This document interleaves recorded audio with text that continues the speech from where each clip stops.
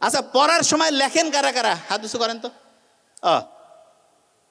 আমার মনে হয় এখানে সব ব্রিলিয়ান্ট স্টুডেন্ট আসছে, যাই করছি সব খালি পজিটিভ। হ্যাঁ, মানে দেখা যাচ্ছে যে সবাই পড়ার সময় লেখা। আচ্ছা আমি বলি, আপনি যখন লিখেন, আমি প্রথম বলছিলাম কম্পিউটারে লিখলে 7টা কানেকশন, হাতে লিখলে 100টার বেশি, 100টার। আপনারা 1 নম্বর স্টুডেন্ট হবেন যখনই পড়েন, কিছু বুঝাবুঝির দরকার নাই, বুঝা পড়ে। সবাই ভুলটা কি করে জানেন? কয় আগে একটু পড়ি বুঝি তারপরে লিখবো। না, বুঝাবুঝি বাদ, প্রথম কথা লেখা শুরু করেন যে ভাই এটা কেমন কথা, লেখেন। আপনি যখন লিখবেন না, আপনার পড়াটা হচ্ছে রেটিকুলার অ্যাক্টিভেটিং সিস্টেম অন হবে, আর ব্রেইনের 100টা কানেকশন অ্যাক্টিভ হয়ে গেল। পড়ার সাথে আপনি অবাক হয়ে যাবেন, লিখছেন পড়া আপনার মাথায় চলে আসছে, লেখার পরে আপনি অবাক হয়ে যাবেন। এই জন্য আমরা আগেকার দিনে শুনতাম না লেখাপড়া, এখন তো কয় পড়া লেখা, এটা ঠিক না, লেখাপড়াটাই ঠিক। তার মানে লেখাটা আগে, তারপরে পড়েন। আগে লিখবেন তারপরে পড়েন, খুব খুব দামি। এইটা তো নিশ্চয়ই শিখে ফেলছেন। লেখার ক্ষেত্রে কোন কালি ব্যবহার করবেন? ও বাবা, সব মুখস্থ, নতুন জিনিস দিতে হবে। লেখার সময় হচ্ছে নীল কালি, এটাও মুখস্থ হয়ে গেছে। আচ্ছা, এই যে যখন আপনি পড়া শুরু করেন, এটা কি জানেন কঠিন পড়া? আমি বলি আপনাদের কোন পড়াগুলো কঠিন লাগে আমি জানি, আমি বলি, দেখেন মিলান তো। ইংলিশের ক্ষেত্রে appropriate preposition, vocabulary, synonym antonym, এটার মধ্যে বুঝছেন তো? আচ্ছা, গ্রুপ ভার্ব, হ্যাঁ কঠিন লাগে না? আচ্ছা, এটা কেন কঠিন লাগে সেটা বলি। এই গ্রুপ ভার্ব, সিনোনিম অ্যান্টোনিম আছে না, এটা নিয়ে একটা ইম্পর্টেন্ট তথ্য শেয়ার করে, এটা আগে মাথায় রাখতে হবে। ব্রেন একটা না, একই রকম সর্বোচ্চ 7টা তথ্য রাখতে পারে। কয়টা? সূরা ফাতিহার আয়াত কয়টা? কয়টা? আল্লাহ জানে যে এরা ব্রেন কিভাবে কাজ করে জানে।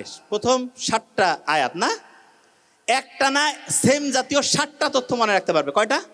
7টা। শুনেন আগে, আপনি কি করেন? অ্যাপ্রোপ্রিয়েট প্রেপোজিশন, গ্রুপ ভার্ব বের করছেন, একেবারে মুখস্থ শুরু করে দিলেন যে আজকে 50টা পড়ি ফেলাবো, এবং পড়ার পরে যে হ্যাঁ আর 2 দিন পড়লে হয়ে যাবে, ঘন্টু হবে, জীবনে পাবেন না।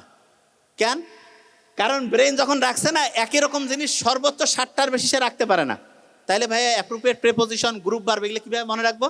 খুব সহজ বুদ্ধি আছে।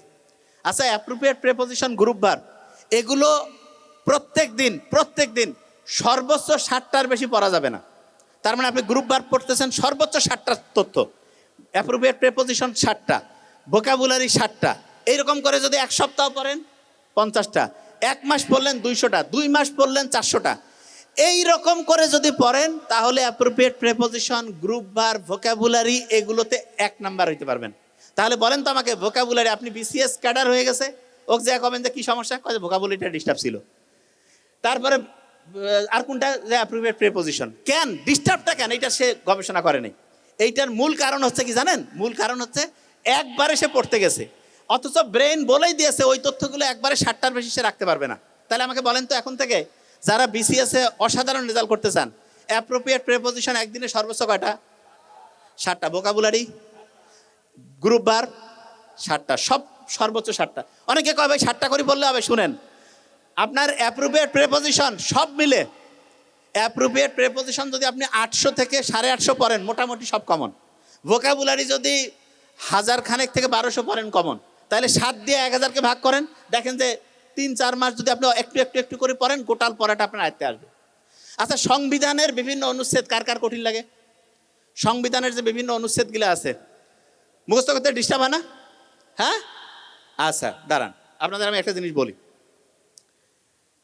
আচ্ছা, আমাদের প্রত্যেকের একটা চাওয়া আছে না, গণতন্ত্র, এক কথা কন না কেন, মানবাধিকার। আচ্ছা, 2টা 1 পাশাপাশি লিখলে কত হয়? 2টা 1 পাশাপাশি 11 না? তাইলে গণতন্ত্র আর মানবাধিকার এটা 11 নম্বর অনুচ্ছেদ। কত? 11। সব মুখস্থ করাই দিচ্ছি, দেখেন। আচ্ছা, আমাকে বলেন তো এবার, মেয়েদের যে বিয়ের বয়স সর্বনিম্ন সরকারি হিসাবে কত? আচ্ছা, আমরা যদি মেয়েদেরকে পড়াশোনায় ব্যস্ত রাখি 17 বছর বয়স পর্যন্ত, তারপরের বছর বিয়ে দিলাম, সরকারি হিসাবে ঠিক আছে। তাহলে মেয়েদের জন্য অবৈতনিক শিক্ষা, এটা 17 নম্বর অনুচ্ছেদ। বুঝেন নাই? কত? 17। 18 তো বিয়ে, 17 পর্যন্ত পড়াশোনা, তারপরের বছর বিয়ে। আচ্ছা, এবার আমাকে বলেন তো, ইসলামের খুব সেরা একটা রোজা আছে, কত নাম্বার রোজা? 27 না? আচ্ছা, ওই রোজাটাতে অনেকে কয় না যে লাইলাতুল কদর, যে একদিনে 1000 চাইতে বেশি হচ্ছে সওয়াব কামাই করে ফেলবো। এরকম করে আগেকার দিনে যারা 500,000 বছর বাঁচে তাদের সমান সমান আমরা হচ্ছে সওয়াব করে ফেলবো।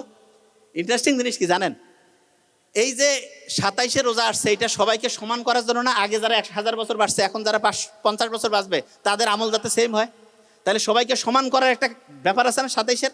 তাহলে বলেন তো আইনের দৃষ্টিতে সবাই সমান, এটা 27 নম্বর অনুচ্ছেদ। কত? 27। বুঝাইতে পারছি? আচ্ছা, এই যে ক্রিকেটের সবচেয়ে বেশি এক বলে যদি কেউ মাঠ পার করে দেয় কত হবে? 6। এক ওভারে কয়টা বল? 6টায় যদি 6 মারে কত হবে? আচ্ছা, এই যে এদিক ওদিক যাতায়াত করলে জ্যামে পড়তে হয় না? কেউ যে আকাশ দিয়ে যাতায়াত করে তাইলে কোনো জ্যাম আছে? প্লেন কি জ্যামের মধ্যে আটকে? তাইলে আপনি কোন তো যে এই যে মত প্রকাশের স্বাধীনতা, স্বাধীনভাবে চলাফেরা, এটা আকাশে সম্ভব না এই মাটিতে? তাহলে আকাশে, তাহলে আকাশ দিয়ে সব পার করে দিচ্ছে 36। তাহলে বলেন তো স্বাধীনভাবে চলাফেরা কত নম্বর অনুচ্ছেদ? কত?